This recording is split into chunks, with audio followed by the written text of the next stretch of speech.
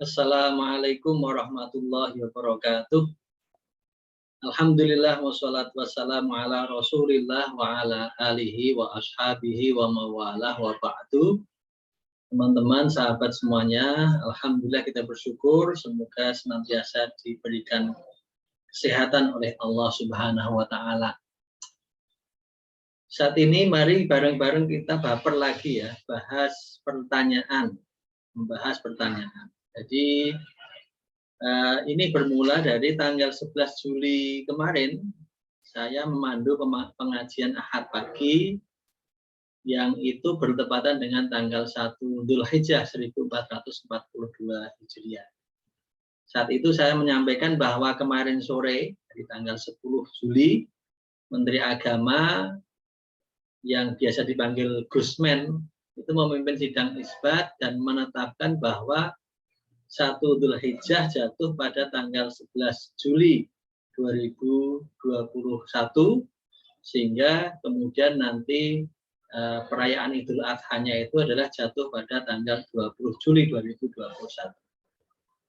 Jadi pada saat itu mestinya saya menyebutnya adalah sidang isbat, tetapi saya ada slip of tongue gitu ya, kesalahan ucap menyebutnya isbat nikah. Jadi kemarin sore Gusmen menetapkan isbat nikah, itu salah atau keliru saya mengucapkannya. Yang benar adalah memimpin sidang isbat dan kemudian menetapkan tanggal 1 Dzulhijjah. Nah, mestinya seperti itu. Tapi itu menjadi ada hikmahnya bagi saya ambil satu hikmah bahwa kemudian ada yang bertanya apa bedanya sidang isbat dengan isbat nikah. Nah, oleh sebab itu mari kita bahas dua hal itu. Yang pertama, secara bahasa isbat itu artinya penetapan. Jadi ya kalau kita bicara penetapan ya semua yang tindakan penetapan itu ya disebut dalam bahasa Arabnya ya isbat. Tetapi di Indonesia isbat itu digunakan setidaknya untuk dua peristiwa di dalam keagamaan. Yang pertama terkait dengan penetapan awal bulan Komariah atau awal tahun Hijriah. Kemudian yang kedua, isbat nikah itu dilakukan terkait dengan penetapan pernikahan. Apakah sebuah pernikahan yang telah dilaksanakan dan belum dicatatkan itu sah atau tidak. Nah, mari kita bahas lebih detail. Yang pertama tentang sidang isbat. Jadi sidang isbat itu biasa kita dengar dan familiar kita dengar ketika menjelang Idul Fitri biasanya. Untuk menetapkan kapan tanggal 1 Syawal dan kemudian kita bisa berlebaran. Itu yang ramai kemudian biasa disiarkan di media televisi. Tapi sebetulnya isbat itu ya tidak hanya terkait dengan Idul Fitri, tetapi pada dasarnya kalau kita kembalikan karena itu terkait dengan penetapan awal bulan, ya logikanya setiap bulan sebetulnya bisa saja dilakukan sidang isbat, perhitungan bulan Komariah. Seperti kapan tanggal 1 Muharram, kapan tanggal 1 Ramadan, kapan tanggal 1 Syawal, kapan tanggal 1 Dzulhijjah. Dan seterusnya. Ya semua bulan itu bisa ditetapkan, tapi yang kita sebutkan nanti ada hal yang spesifik sehingga itu menjadi penting, menjadi catatan khusus. Nah, kita di Indonesia ini atau secara umum masyarakat Islam itu mengenal penanggalan itu dengan dua metode. Yang pertama metode hisab. Jadi waladzi ja'ala syamsa dhiya'a, dialah Allah yang menciptakan matahari bersinar, wal qamara nura, dan bulan bercahaya, qaddarahu manazila, dan menetapkan manzilah-manzilah pada matahari dan bulan seterusnya itu lita'lamu adadas sinina wal hisab, supaya kamu bisa mengetahui perhitungan tahun dan perhitungan pada umumnya. Nah, itu dasar secara umum, sehingga dengan peredaran bumi, matahari, bulan pada garis edarnya masing-masing dan seterusnya itu juga berputar pada porosnya masing-masing, itu kemudian terjadi pergantian waktu, pergantian detik, menit, bulan, minggu, bulan, dan tahun bahkan. Nah, itu bisa dihitung. Itulah metode hisab. Sebagian umat Islam atau organisasi Islam tentu cukup dengan memahami hisab itu, dihitung, kemudian sudah dipedomani. Tetapi sebagian umat Islam yang lain itu menggunakan ru'yatul hilal. Jadi setelah dihitung dengan hisab tadi itu, kemudian dikonfirmasi pada tanggal itu jam sekian. Kalau kemarin konteksnya Idul Adha, satu Dzulhijjah itu kapan? Kemarin tanggal 10 Juli itu dipahami sebagai akhir bulan Dzulqa'dah. Kemudian akan dilihat apakah betul Dzulhijjah itu telah datang dengan terlihatnya hilal.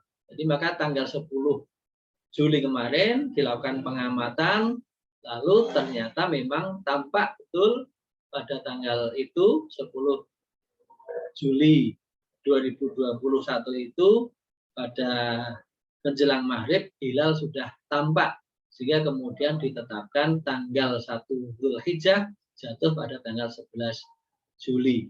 Nah, itu antara hisab dan ru'yat itu sebetulnya metode yang bisa dipadukan dan kemudian bisa saling memperkuat. Bahkan termasuk yang menganut metode hisab pun itu juga mereka melakukan ru'yat juga, tetapi tidak kemudian dalam konteks menentukan, tapi untuk mengkonfirmasi apakah perhitungan-perhitungan yang telah dilakukan itu sesuai. Dan pada umumnya memang diketahui bahwa ketika hisab memang belum masuk, belum terlihat, ya belum terlihat dan seterusnya. Tapi itu persoalan dalam bab tentu ada khilafiyah, dan di sana kemudian pemerintah mengambil peran melalui sidang isbat. Secara formal kelembagaan negara, pemerintah menganut bahwa tanggal 1 Dzulhijjah jatuh pada tanggal sekian dan seterusnya. 1 Ramadan jatuh pada tanggal sekian. Itu penetapan oleh Menteri Agama. Jadi sidang isbat itu dipimpin oleh Menteri Agama untuk menetapkan awal bulan dalam perhitungan Komariah atau dalam kalender Hijriah. Mengapa itu penting dihitung kemudian bahkan kemudian sampai ada penetapan itu? Karena dalam bulan-bulan hitungan Komariah atau tahun Hijriah itu, perhitungan Hijriah, kalender Hijriah, itu sangat terkait dengan ibadah. Misalnya kemudian ketika kapan 1 Muharram, ya setidaknya kemudian disitulah dimulai penanggalan Hijriah.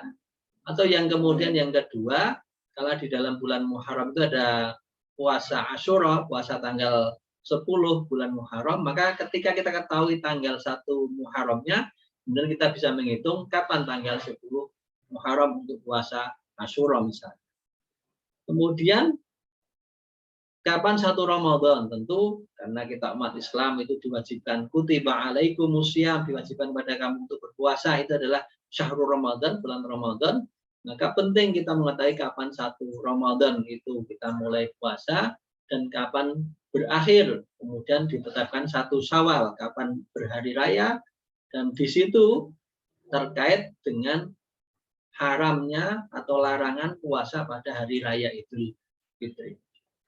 Demikian juga dengan bulan Dzulhijjah. Kenapa itu perlu ditekankan? Karena di dalam bulan Dzulhijjah itu banyak ibadah yang terkait. Yang pertama katakanlah ya kapan puasa Arafah bagi kita yang tidak melakukan ibadah haji, dan kemudian tentu bagi jamaah haji ya kapan mereka harus wukuf. Kemudian kapan Idul Adhanya, tentu 1 hari setelah Arafah, kemudian kapan hari tasyrik, jadi di masa hari tanggal 10 Dzulhijjah atau Idul Adha itu ditambah 3 hari 11, 12, 13 Dzulhijjah kita kan haram untuk berpuasa. Jadi itu sekali lagi sangat terkait dengan amaliyah ibadah umat Islam, sehingga memang setiap orang Islam tentu semestinya mengetahui perhitungan kalender Hijriah ini, tanpa kemudian juga melupakan perhitungan yang nasional ya, Januari sampai Desember, atau mungkin perhitungan yang lain, Jawa, Suro, Safar, Mulud, dan seterusnya, itu silahkan saja. Tetapi untuk kalender Muharram sampai Dzulhijjah tentu kita umat Islam semestinya juga memahami itu. Yang kedua, kalau tadi itu sidang isbat penetapan awal bulan, maka yang kedua ini adalah isbat nikah. Apa itu isbat nikah? Isbat nikah itu adalah proses sidang untuk menguji apakah sebuah pernikahan yang telah dilakukan dan belum dicatat itu sah atau tidak sesuai dengan agama, yang kemudian kaitannya dengan pencatatan perkawinan. Jadi prosesnya ini di pengadilan agama. Jadi suami istri yang mengaku atau merasa dia telah pernah menikah, dia mengajukan permohonan isbat nikah ke pengadilan agama. Lalu pengadilan agama mengagendakan sidang dengan memanggil suami istri yang mengaku menikah tersebut, juga tentu wali dan saksi-saksi. Nah, ini secara umum seperti itu. Di sana akan diuji apakah perkawinannya itu benar dan sah atau tidak sesuai dengan syarat rukun pernikahan. Kalau memang sesuai dengan syarat rukun pernikahannya, ya ditetapkan itu sah. Kalau tidak, berarti ya tidak sah pernikahannya. Tentu ukurannya ya syarat dan rukun nikah itu. Di samping tentu juga pengadilan agama akan mempertimbangkan ketentuan terkait dengan perundang-undangan.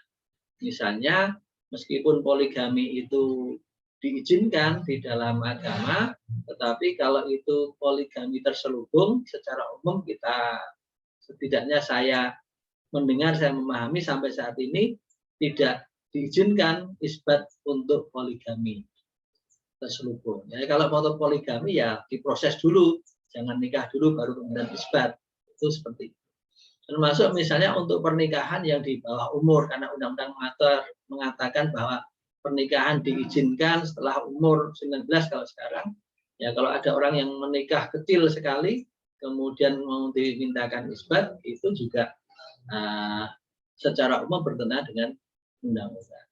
Jadi itu isbat nikah yang jadi pertanyaan. Nah, sebetulnya isbat nikah ini pada awalnya memang dibuka untuk mengakomodir terhadap pernikahan-pernikahan yang terjadi sebelum terbitnya Undang-Undang Nomor 1 Tahun 74. Kan memang dulu pernikahan itu tidak diatur. Lalu berdasarkan Undang-Undang Nomor 1 Tahun 74 diatur bahwa pernikahan itu harus dicatat. Nah, untuk proses peralihan itu setelah undang-undang ini ditetapkan, lalu semua pernikahan mesti dicatat. Nah, pernikahan-pernikahan yang terjadi sebelum Undang-Undang 174 itu bisa dimintakan isbat. Itu sebetulnya awalnya seperti itu. Mengapa perkara ini perlu diuji? Ternyata memang ada juga, atau bahkan bisa dikatakan banyak, atau setidaknya tidak sedikit lah, orang yang mengaku telah menikah siri misalnya, tetapi ternyata tidak sesuai. Setidaknya beberapa kasus bisa kita contohkan. Yang pertama, katakanlah ada satu orang yang pernah mengaku menikah di Batam, ya, sampai punya anak 3 dan seterusnya, tapi ternyata dia keluarganya merasa tidak tentram, lalu datang konsultasi. Sedikit saya kemudian merunut, itu ternyata memang mereka menikah, tapi yang menjadi walinya itu adalah bapak kosnya di Batam. Jadi 2 orang ini, orang dari Jogja, kerja di Batam, kemudian nikah di Batam karena kosnya di sana, lalu nikahnya dengan walinya bapak kos. Padahal bapaknya ada dan tidak minta izin pada bapaknya pada waktu itu. Yang lain juga ada kasus ketika sama-sama juga orang dari Indonesia mau menjadi TKI di Kalimantan. Maaf, TKI di Malaysia. Jadi sementara itu kan ada di kamp atau ada istilahnya di penampungan di Kalimantan. Nah, untuk peran administrasi saya kurang tahu persis kemudian itu intinya akan lebih mudah kalau mereka itu suami istri kan begitu kira-kira. Lalu kemudian dinikahkan di penampungan itu yang menjadi walinya itu pejabat PJTKI, penyalur jasa tenaga kerja Indonesia, padahal juga masih punya ayah di Indonesia, di Yogyakarta, bahkan di Sleman lah bisa kita sebutkan seperti itu. Jadi kasus-kasus, jadi punya bapak tapi kemudian menikah dengan wali orang lain, itu kan tidak sah. Nah, termasuk mungkin ada juga kasus orang yang karena pengen nikah lalu bapaknya tidak setuju, kemudian lari dalam tanda petik ya, lari lalu mencari oknum ustadz atau kiai untuk dinikahkan. Padahal bapaknya ada, walinya ada, karena tidak setuju. Lalu mereka menikah seperti itu. Padahal kan sebetulnya kalaupun memang orang itu pengen menikah sementara bapaknya tidak setuju, itu kan ada mekanisme namanya wali aldor ya. Kalau bapak tidak setuju atau wali tidak setuju itu apa alasannya? Kalau alasannya syariat ya boleh saja, tetapi kalau alasannya alasan yang tidak terkait dengan syariat itu tidak boleh. Hakim bisa memutuskan calon suami istri itu bisa menikah dengan wali hakim. Itu sekedar contoh. Jadi jangan lari, tetapi kemudian prosedur itu ditempuh dengan penetapan wali hakim. Meskipun itu tidak kita anjurkan. Sedapat mungkin sebuah pernikahan itu ya antara dua pihak itu setuju, dua keluarga juga mendukung, insya Allah itu akan lebih mudah mewujudkan keluarga yang sakinah mawaddah warahmah.